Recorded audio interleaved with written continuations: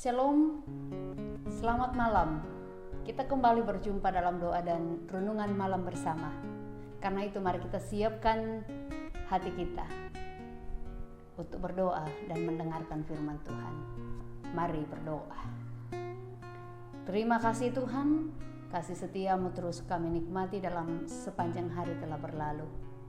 Kini Tuhan, kami hendak beristirahat. Sebelum kami beristirahat, kami rindu untuk disapa oleh firman Tuhan. Roh Kudus mampukan kami untuk menelaah setiap firman-Mu yang kami dengarkan. Biarlah Tuhan firman ini menjiwai kehidupan kami. Dalam nama Tuhan Yesus kami berdoa. Amin. Injil Markus pasal 4 ayat 37 sampai ayat 39. Firman Tuhan yang akan kita dengarkan bersama pada malam ini. Firman Tuhan mengatakan, lalu mengamuklah taufan yang sangat dahsyat dan ombak menyembur masuk ke dalam perahu, sehingga perahu itu mulai penuh dengan air. Pada waktu itu Yesus sedang tidur di buritan di sebuah tilam.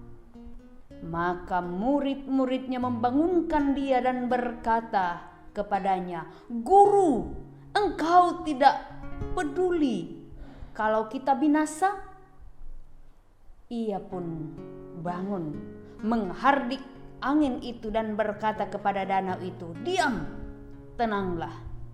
Lalu angin itu reda dan danau itu menjadi teduh sekali.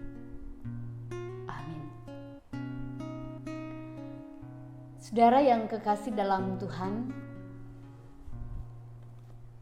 kisah perjalanan Yesus dan murid-muridnya dalam sebuah perahu menyeberang danau.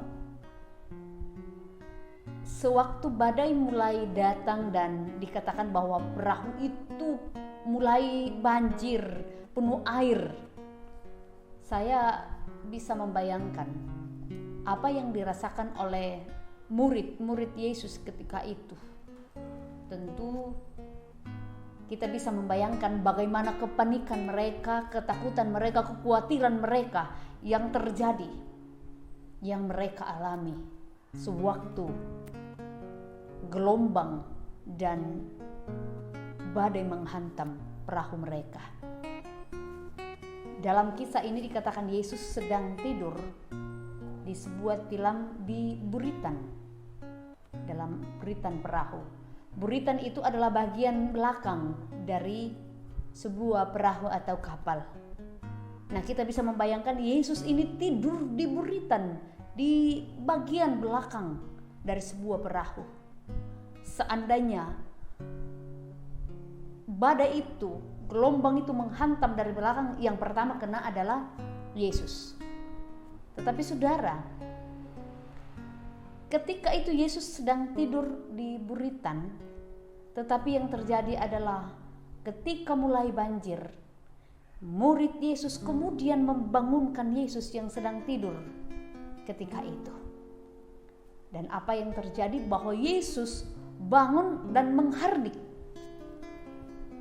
badai itu, dan danau itu menjadi teduh luar biasa. Bagaimana kuasa Tuhan, bagaimana Yesus memiliki kuasa untuk menghardik sebuah gelombang, sebuah badai, sehingga semua menjadi tenang kembali. Nah, hari ini kita mau melihat beberapa hal yang mungkin bisa menjadi perenungan kita untuk menghadapi kehidupan, mengupayakan yang namanya ketenangan, bagaimana tetap damai meskipun kita ada di tengah badai kehidupan saat ini. Tentu badai yang kita alami itu sekarang ini luar biasa menghantam kehidupan kita. Karena itu mari kita mau belajar bersama lewat perenungan firman Tuhan ini. Yang pertama, bahwa badai rupanya itu senantiasa ada, selalu ada di sepanjang kehidupan, perjalanan kehidupan kita. seperti perjalanan murid Yesus, badai itu ada. Badai itu ada bisa di tengah kehidupan keluarga, di tengah jemaat, di tengah masyarakat, bahkan di tengah pergumulan, di tengah pergaulan hidup yang kita alami bersama. Setiap kita punya kemungkinan besar bertemu dengan berbagai macam tipe badai dalam kehidupan kita. Ada banyak hal yang kita jalani ini bisa saja menjadi badai dalam kehidupan yang kita alami. Keluarga kita bisa menjadi badai, pekerjaan kita bisa menjadi badai, dan lain sebagainya. Sesuatu yang bisa membuat kita bergumul berat, ketakutan berat, kekhawatiran berat. Persoalannya adalah bagaimana menghadapinya. Kita bisa melihat bagaimana mereka atau murid itu menghadapi badai itu. Mereka menghadapinya dengan berbagai kekhawatiran, ketakutan yang mereka alami ketika itu. Karena itu, tenang di tengah badai bukan berarti melarikan diri dari kenyataan badai itu sendiri. Melainkan ketika kita tenang dalam menghadapi badai, itu berarti bahwa kita siap menghadapi kenyataan bahwa betul ada kesulitan-kesulitan, ada tantangan-tantangan, ada pergumulan di sana sini. Tetapi ingat bahwa Tuhan dalam kehidupan pergumulan yang kita alami bersama, kita menjalani kehidupan ini, tetapi Tuhan itu senantiasa ada bersama dengan kita. Terkadang kita menganggap bahwa Tuhan itu tertidur. Tuhan itu tidak mempedulikan kita menghadapi pergumulan hidup. Tuhan itu tidak peka terhadap kita. Namun di sini kita belajar bahwa sebenarnya dalam kehidupan kita ini, Tuhan itu tidak tidur dalam kehidupan kita, tetapi Ia senantiasa ada, membuat kita tenang dalam menghadapi badai-badai hidup yang kita alami. Dan karena itu, kita ini tahu bahwa kita sudah melakukan ada begitu banyak hal dalam kehidupan kita ini. Mari bersama kita menghadapi amukan badai itu dalam keadaan yang tenang.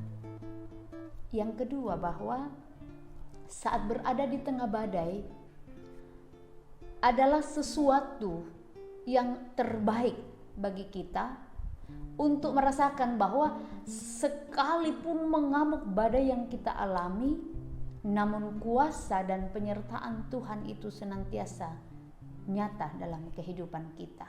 Kalau Tuhan katakan diam, tenanglah, pun juga kita percaya bahwa badai yang kita lalui itu akan dihalau oleh Tuhan. Kita percaya Tuhan sanggup menenangkan semua suasana seperti itu.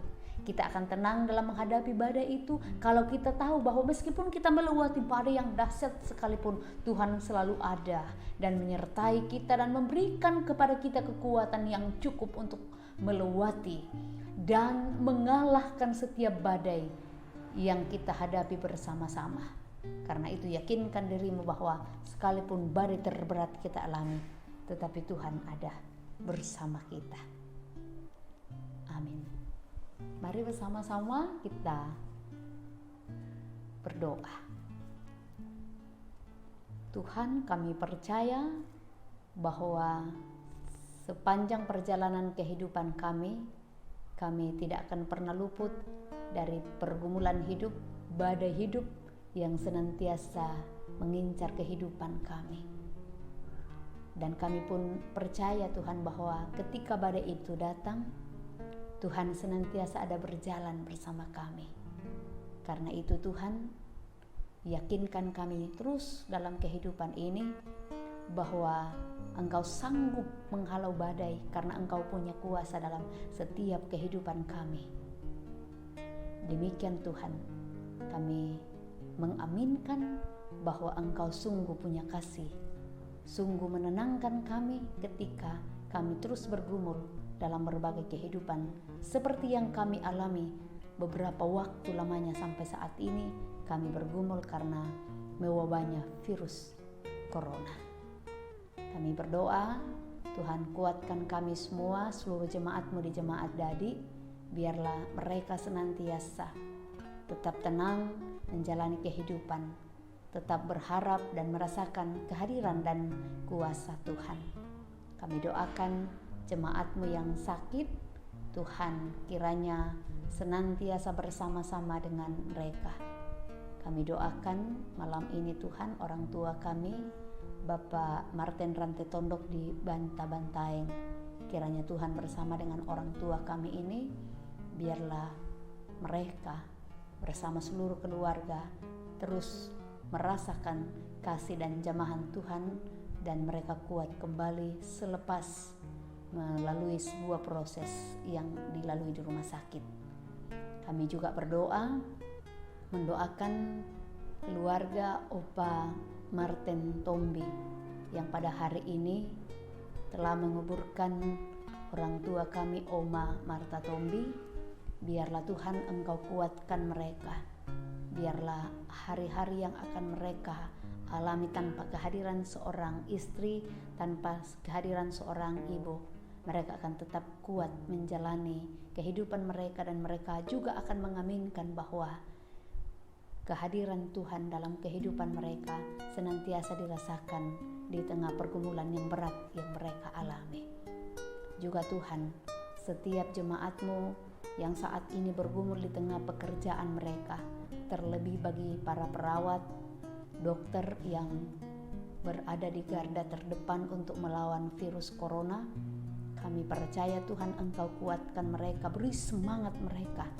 Biarlah mereka boleh melayani dengan sungguh. Engkau pakai mereka menyatakan kasih-Mu bagi saudara-saudara yang mengalami pergumulan karena terdampak virus corona. Malam ini Tuhan kami mau beristirahat. Tuhan tolong kami, jaga kami, biarlah kami boleh beristirahat dengan baik. Di dalam nama Tuhan kami Yesus Kristus, kami bersyukur, memohon dalam penuh keyakinan kepada Tuhan. Amin. Demikian doa dan renungan malam yang kita alami bersama pada malam ini. Tuhan Yesus memberkati seluruh warga Jemaat Dadi dimanapun saudara berada. Bongi Melo.